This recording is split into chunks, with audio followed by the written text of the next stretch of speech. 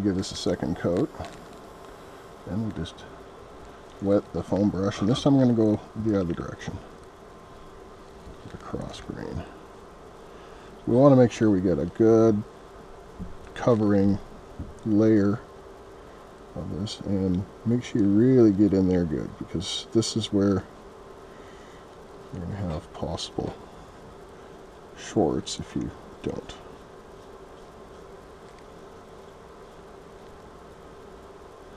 Don't worry so much about the bubbles. They have a tendency to kind of disappear as the coat dries. But we want to pull that nice and even.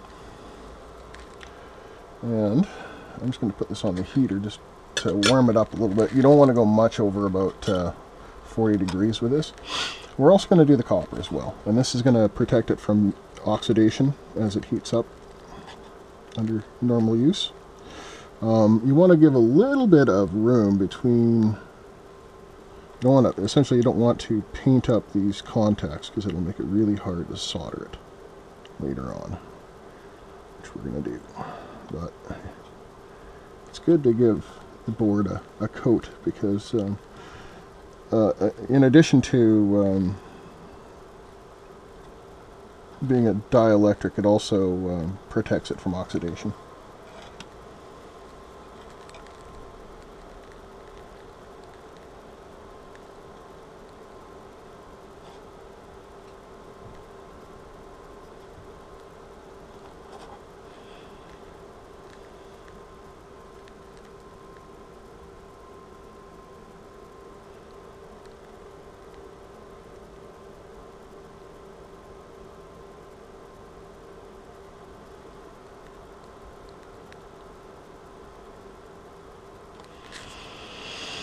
And then we're going to let that dry. We're going to do the other side as well, but we've got to let the first side dry.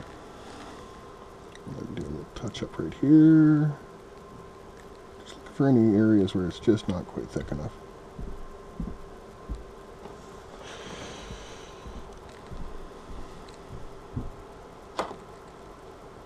And then, here's my trick for not having to wash out the paintbrush in between coats, is to stuff it into a plastic bag.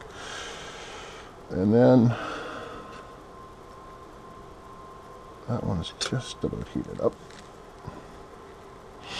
And then you got to leave these for an hour to fully cure. After you get your coats on, you can paint kind of tacky, but the final coat has to dry for at least 1 hour, according to this. Apply a uniform 2 to 3 mil wet film using a brush, roller, or spray gun.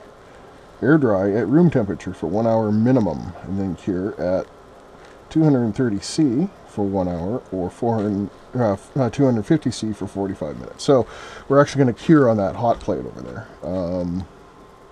You can reach those temperatures quite easily, and works quite well for this job.